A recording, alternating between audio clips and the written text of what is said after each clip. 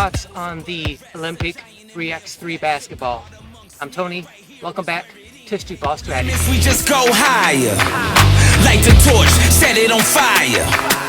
Everything I do is sacred, even if I'm most hated. Now when I make a statement, victory is what I'm saying. Today we're talking about the 3x3 basketball tournament that took place in the 2024 Olympics. Now I don't have very much experience watching 3-on-3 professional basketball. I didn't watch it when it was taking place in the Olympics in Tokyo, but I did watch this year in 2024 in Paris. It was my first time seeing this brand of basketball, this type of basketball, especially on an international world stage. And so I thought I would give you my thoughts, because as the streetball players, 3-on-3 basketball is a major part of what many of us do out here. It's a major way of how we play basketball. So today I thought I'd give you my thoughts about the 3-on-3 at the Olympic level, what I think, and if I was there, how my strategy would go for optimizing my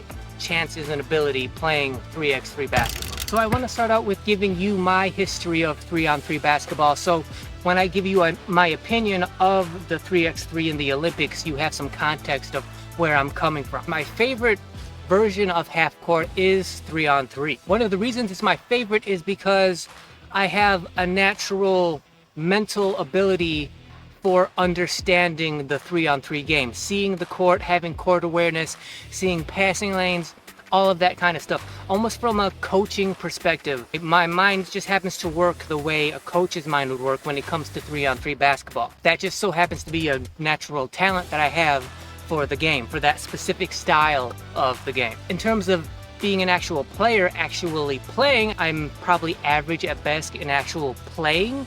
But in terms of my mental understanding of the game, I think I'm very, very good. And I'm also fortunate because I live in Michigan, and here in the Midwest in the summer, there have always been many 3-on-3 tournaments that sort of travel around this part of the country that you're able to compete in if you would so choose to do so.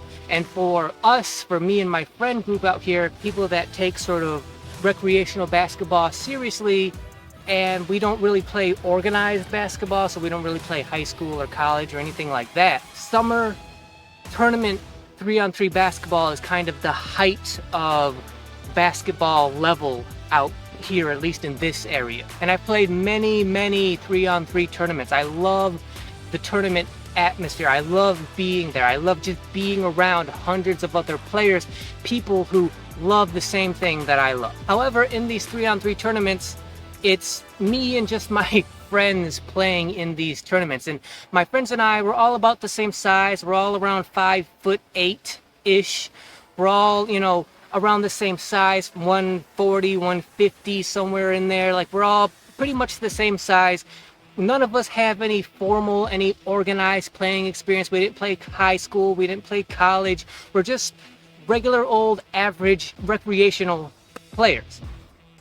And when it comes to these tournaments, the vast majority of players that play in these tournaments that love that style of basketball, and they take it so seriously, the vast majority of them will be from organized basketball. They will have played high school or college basketball, and because of that, the vast majority of them are also taller and bigger than we usually were.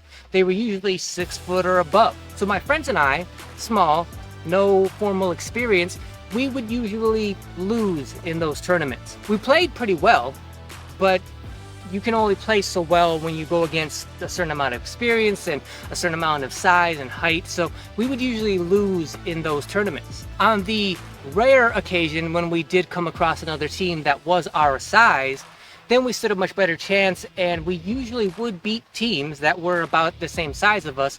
But most of the time we fought bigger teams who were more experienced, and so most of the time we lost. But despite that, like I said, we loved being there. I especially loved being there. I loved the atmosphere. I didn't mind the losing. I just loved being around those people. I loved playing. I loved trying. I loved the curiosity to see what I could do. And I just loved watching other people play as well. So you combine my tens of thousands of hours out here playing 3-on-3, combined with my dozens and dozens of tournament 3-on-3 basketball, that's where my opinion that I'm about to give you about the Olympic 3x3 tournament is going to come from. Like I said, this was my first time actually watching or paying attention to this FIBA style 3x3 basketball. So I wasn't aware of the differences, the rules, or what sort of differentiates the 3-on-3 game from the rules in the 5-on-5 game. And I think it's sort of obvious what sticks out the most in terms of differences is the rules of the 3x3 game. Mainly to me would be the shot clock, the 12-second shot clock they have. See, when I played tournament basketball, the top men's and women's divisions, I think they had a shot clock, though I think it was more towards like a 20-second, maybe 18-second shot clock. They also had an actual referee who would call fouls, where the lower tiers that I played on, there was no referee. You had to call your own fouls, and there was no shot clock, and it was also a dead ball situation every time after someone would score. But in FIBA, it's a running shot clock. So when somebody makes a basket, it's the same thing as if you got a rebound. So meaning the clock doesn't stop. It's not a dead ball situation at that point. If someone makes a basket, it's on the other team to then recover the ball and then take the ball back out beyond the three-point line to clear it so that they can then shoot and try to score. And while the team is trying to take the ball out of bounds after the first team has scored, the now defensive team can actively try to steal the ball while the first team is trying to clear it so they can start their possession. What this does is it creates a much more up-tempo, faster style of basketball.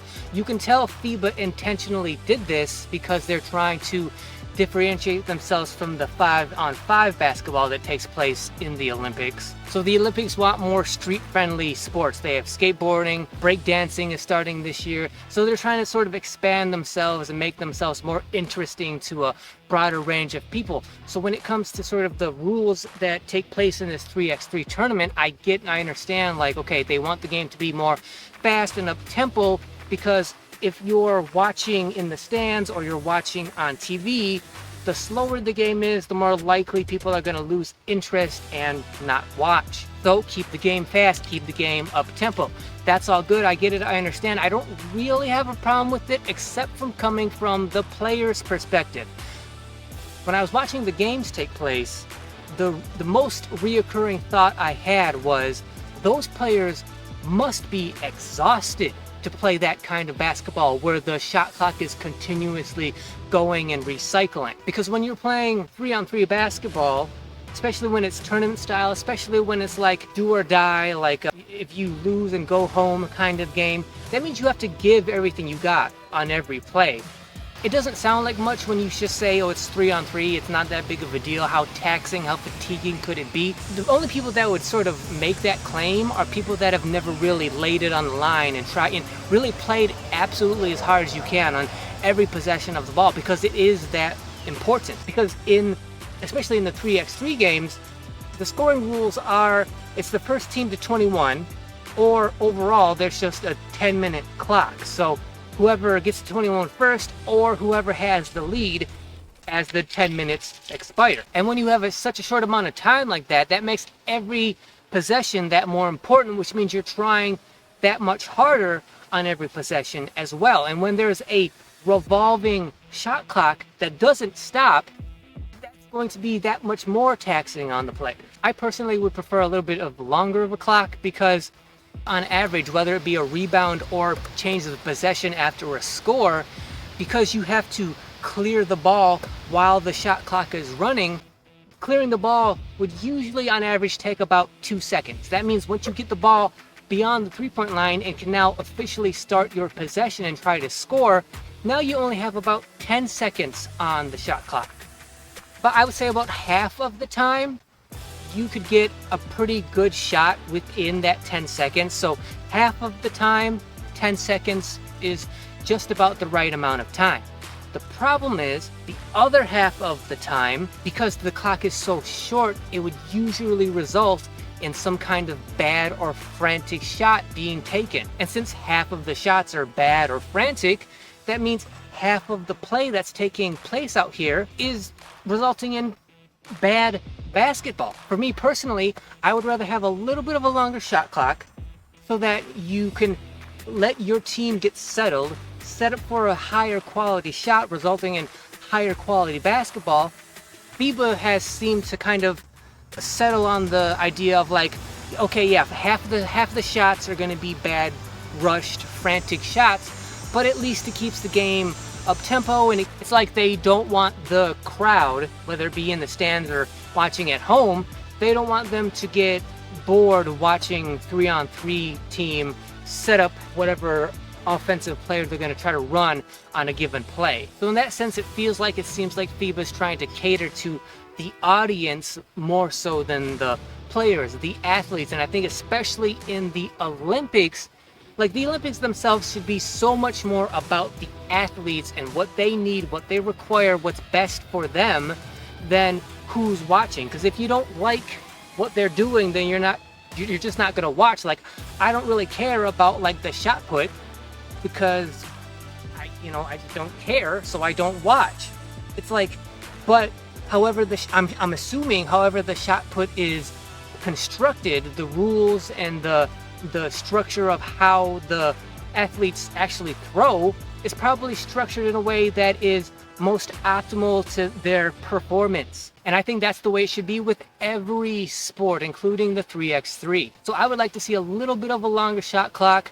I think 12 seconds is a little too short. I'd like to see 15. I think 18 would be a little too long. So I think around the sweet spot would be about a 15-second shot clock. Lastly, in terms of addressing the rules and how they're different or how they comprise the 3x3 basketball is the fouling situation. So there are no real personal fouls. You don't get a personal foul playing 3x3. And the idea is you're allowed 6 team fouls, and they're regular fouls. So it's like if there's no shooting taking place and you foul somebody, then play stops, dead ball, reset to the top of the key, check up with the ref, play starts again. And then in terms of shooting, it's standard rules as well. So if you're within the 2-point line, if you're shooting 1-point shot and you get fouled, you shoot 1 free throw. If you're outside and you get fouled, you shoot 2 free throws. So pretty standard rules. What separates 3x3, however, is once you get your 7th team foul, that team then goes to the line and shoots 2 free throws regardless of what kind of foul they take. So if it's just like a hand check foul, they shoot 2 free throws. If they get fouled shooting within the 2-point line, they still shoot 2 free throws. I'm perfectly fine with that. It makes sense to me. I like that. It creates sort of strategy when it comes to the fouling in the game. The next level to that, however, is when you get 10 team fouls. Once you get 10 team fouls, not only do you get 2 free throws, regardless of what kind of foul it is, but that team then retains possession of the ball. So you don't change possession on fouls anymore after they shoot. That team still gets the ball. They retain possession after they shoot their 2 free throws. I'm fine with that rule as well. I like those fouling rules. It builds in strategy to as how you're going to foul, how aggressively should you. I like that sort of strategic aspect of 3x3. So now that we've gone over the rules and how they make 3x3 different, let me end this video by talking about what my strategy would be if I were to be involved in 3x3. Let me be clear up front.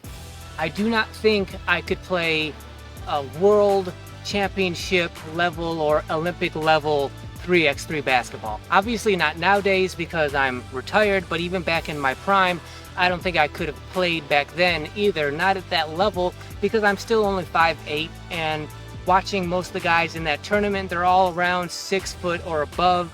So just because of that, I don't think I would stand a chance playing that level of basketball. I do, however, truly think that I could be a very, very good 3x3 coach. And that's all just estimation and guessing because I've never played or coached on that level before. But I really do think, because of my understanding of the game, because of how seriously I've taken it throughout my career, how much I love it, how much I've had a loving obsession for 3x3 basketball, I really truly do think I could coach very well at that level. And if I were to coach at that level, there's a few basketball principles I would put into place for my team, for my players, when it came to playing that style of basketball. Now keep in mind, just like with any other style of basketball, 5-on-5 or whatever it is, strategy can change and be radically modified depending on the players, the roster that you have.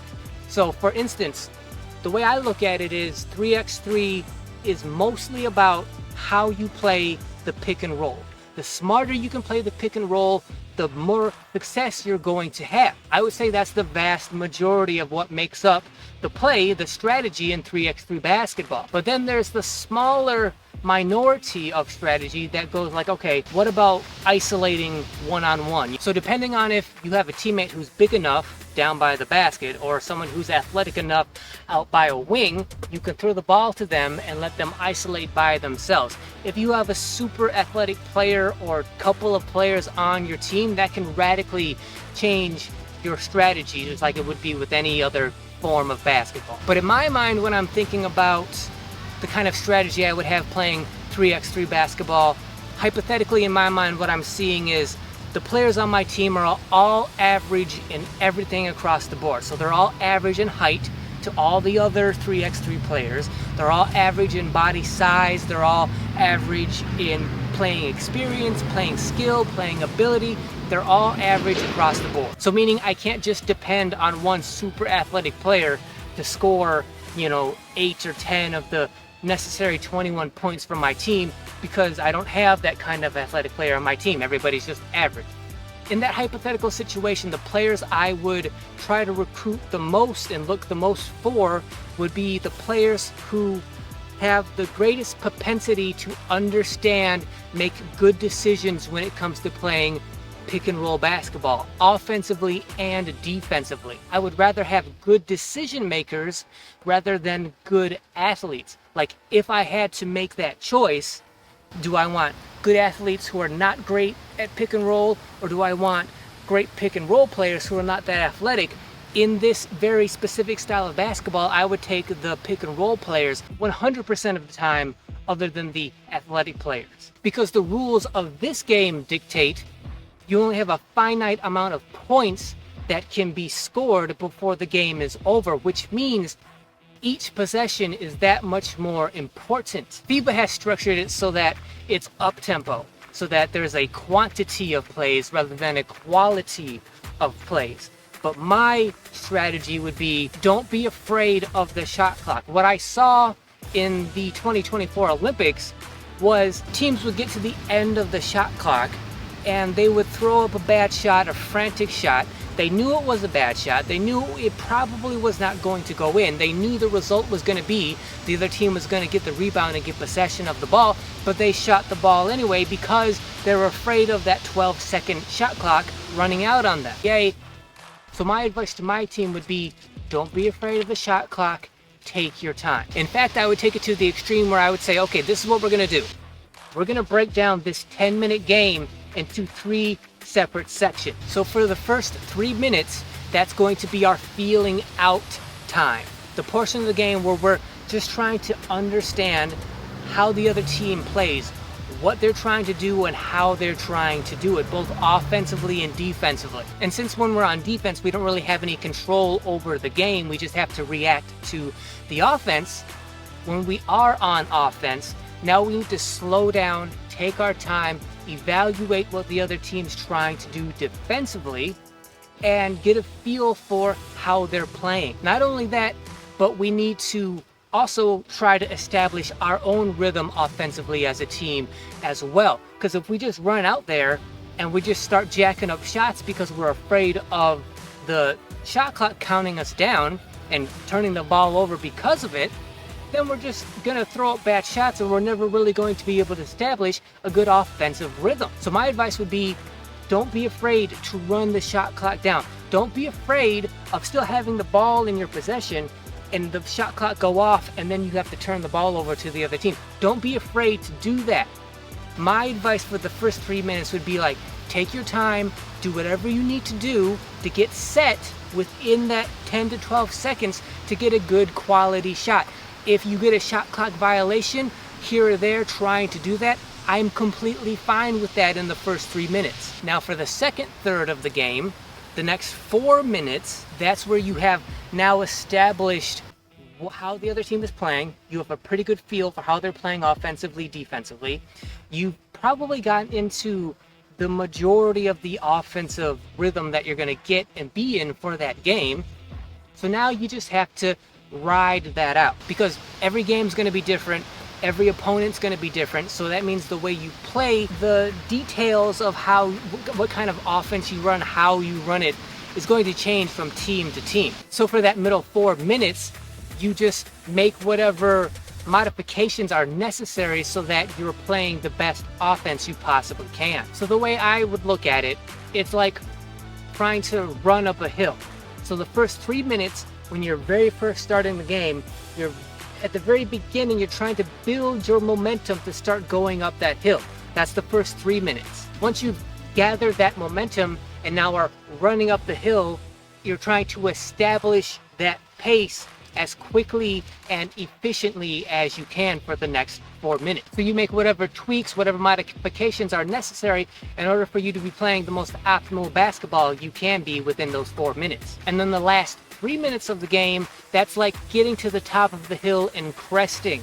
So that's your closeout time. Those last 3 minutes is how you're going to close out the game, because it's likely the other team doesn't have this kind of a strategy. Their strategy most likely is go out there, play as fast and as hard as you can, and modify when need be. That's the extent of their strategy. Our strategy is, okay, we're in the last 3 minutes. It's time to close this out by making sure that whatever last minute kind of modifications the other team tries to make, that they're not successful, because we know at the end of the game, especially if it's a close game, they're going to try to change some stuff up to deal with what we've been doing. We have to be ready for that and then deal with it properly as it comes. Also, at the end of the game, everybody's going to be exhausted. It's very tiring. It's very exhausting. Everybody's going to be out of breath. So from a physical standpoint, I would also try to make sure my team has excellent conditioning, especially when it comes to high intensity interval training. I would try to specialize my team's training so that they are most optimal, more so than any other team, at being able to play as fast and as hard as they can, and then being able to recover as much as they can in the smallest amount of time possible. So I would really be pushing my team's VO2 max so that they can also recover more and faster than any other team that we would come across. Because end of game is going to be super important most of the time, because most of the time, especially in close games, the more physically exhausted you are, the more mentally you're going to mess up and make wrong decisions at the wrong time. And like we established, because you only have a certain amount of time and points, every possession is so important. You have to make good decisions. And it's making those good decisions when you are exhausted and the other team is also exhausted, but because they're exhausted, they're making more mistakes and bad decisions than you are. That could very well result in you winning and them losing. So my basic and overall coaching philosophy for 3x3 would be get the players that can play and understand and adapt the best to pick and roll basketball, and then the players that can also then be conditioned physically the best so that they can recover better, faster than the other team, so that they can then make the best decisions, better decisions than any other team at the end of any other game that is close that we might come upon. I think at least at this point in time, with this evolution in this sport's sort of lifespan, I think that's the optimal strategy to pursue for most teams. So I want to thank you guys for watching. If you like this video, if you found it insightful at all, if you think it's going to help you when it comes to your 3-on-3 game out here, or maybe ambitions to go above and beyond and play a higher level of 3-on-3 basketball, then please subscribe to the channel. And let us all know down in the comments, what are your thoughts about 3x3, the FIBA, the Olympic style? What are your thoughts on it? And what is your best strategies when it comes to optimizing your 3-on-3 game out here at the park. But before you comment, make sure you hit that thanks button down below, because not only does hitting that thanks button highlight your comment, making it stand out from all the other comments, but every time you hit that thanks button, it also directly supports the channel. So for anyone that does hit that thanks button, know I genuinely appreciate it. As always, like, share, comment, like I said, make sure you hit that notification bell so you're notified whenever any video goes live on this channel. And until then, see you guys next week. I'm destined for the gold, I'm what they call the hope. No sheeps in my circle, I only roam with ghosts. Check the pedigree, what I do is a specialty. I put the work in, you can never discredit me.